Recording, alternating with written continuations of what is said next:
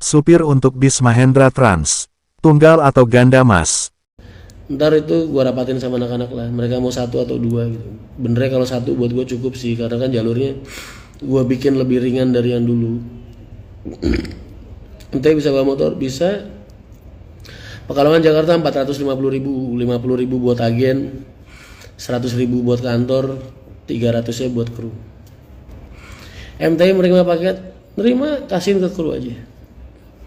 Saat ini awal-awal gue nggak pengen ngurusin paket dulu, nanti mungkin kalau udah masuk Wonogiri baru. Kalau untuk Pekalongan ini paket nggak terlalu banyak mas, jadi biar dimakan sama teman-teman aja, buat tambahan kru aja. Apakah tiket Mahendra Trans bisa diakses lewat aplikasi mas?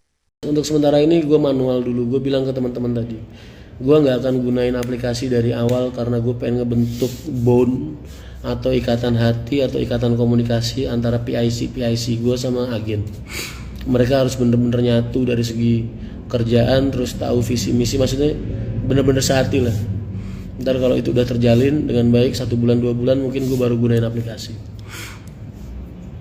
Jadi gue nggak kepengen agen sama PIC gue nih sama operator gue nih nggak ada ikatan sama sekali mas. Nggak pengen terikat dari dijembatani oleh aplikasi ini, gue nggak mau dari awalnya. Mereka harus punya ikatan hati banget lah. Jadi kompaknya, sehatinya, kenal satu sama lain dengan baik. Nah baru ntar aplikasi gue tanamkan di situ. Jadi sifatnya aplikasi cuman jadi jembatan hubungan mereka aja.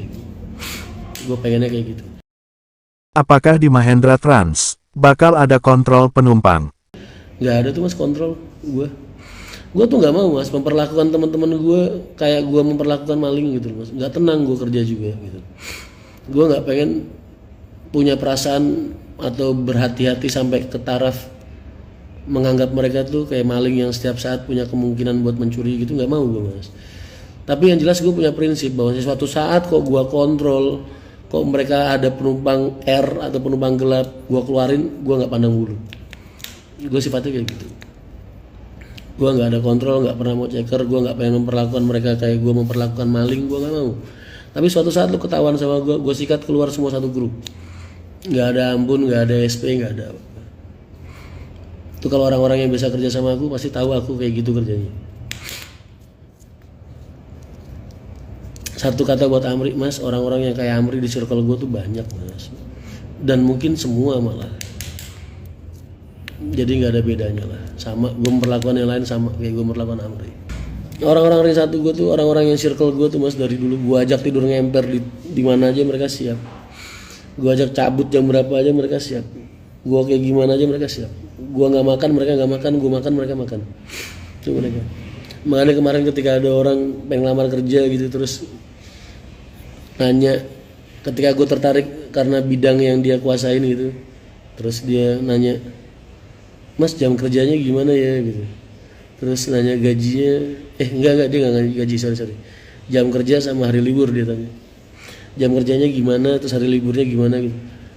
Langsung gue bilang maaf, saya nggak buka lowongan, udah begitu aja. Gue nggak bisa mas kerja sama orang-orang kayak gitu, karena dunia gue nggak kayak gitu, dunia transportasi itu nggak kayak gitu mas. Kecuali kalau lu masuk ke dunia transportasi sebagai administrasi atau akuntannya atau apanya, oke lah lu mau gaya-gayaan ngitungin jam. Tapi kalau orang-orang di divisi gue, orang-orang kayak gue kan kerja selama ban ngegelinding di jalan, walaupun kita di rumah status standby kita kerja mas. Kita siap ditelepon kapan aja, kita siap gerak kapan aja ya kan. Jadi gue kalau nyari circle nggak bisa tuh kalian utarain hal kayak gitu di depan tuh nggak bisa, nggak bakal kepake sama gue. Bukan sosok yang bisa Mas Rian percaya untuk memimpin operasional, belum ada mas. Kalau untuk ngelatih orang-orang kayak gitu dari awal udah ada spot-spotnya. Cuman kalau bikin job desk itu belum bisa karena armadanya masih sedikit. Ibaratnya saat ini masih banyak yang bisa gue handle sendiri. Untuk menekan pengeluaran mas. Jadi gue nih yang masih bisa gue handle, masih bisa gue jalanin, gue pegang sendiri semua, termasuk mimpin keagenan, mimpin kru. Kalau kayak dulu di HR kan bayangin aja, gue 19 tahun di HR, di tahun baru 3 tahun terakhir gue ngangkat ASOP. baik di timur, di barat, karena gue berpikir harus ada orang yang terusin legasi gue atau program-program gue setiap saat gue nggak ada gitu. Dan terjadi kan sekarang gue nggak ada kan dalam artian entah keluar, dipecat atau mungkin meninggal gue ya kan mata rantai komando harus jalan, SOP harus tetap berjalan. Itu makanya di tahun-tahun terakhir gue di HR gue baru bikin ngangkat aspal. Target Mas Rian tahun ini untuk Mahendra Trans apa? Akhir tahun ini Pekalongan area itu udah 10 atau 12 unit, minimal 10 lah insya Allah. Target kan boleh dong orang berusaha kan. Terus tahun depan sebelum lebaran atau akhir tahun 2024 pokoknya gue punya target, gue udah harus masuk Wonogiri dengan minimal 12 armada. Cempaka Putih lintas mas, gak bisa parkir. Ya memang lintas, bisa tarikan dari Priuk. Kan pangkalan gue bukan di situ, pangkalan gue ntar di Mangga 2, Pademangan, Priuk, Cempaka Putih. Makanya gue nggak pengen masuk ke Pulau Gadung, nggak bisa. Jalurnya mencar, bolak-balik ntar. Dari Cempaka Putih langsung ke Cawang masuk gue.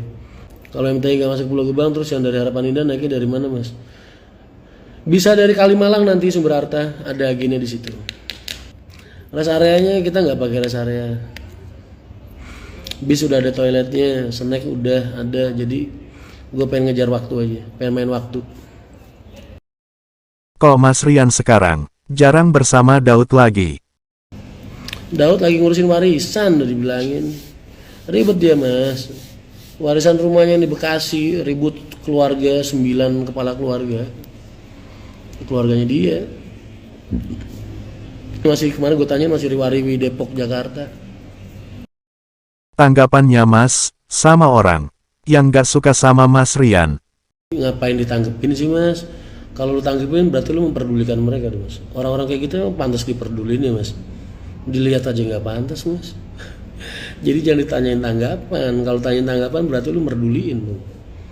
Orang-orang kayak gitu nggak layak dapat perhatian lu, nggak layak dapat kepedulian lu. Jadi ya cuekin aja. Dia mau ngomong seburuk-buruknya juga toh posisinya dia masih di situ-situ aja. Ya kan, paling masih guling-guling di kasur. Lah kita udah kemana-mana mas.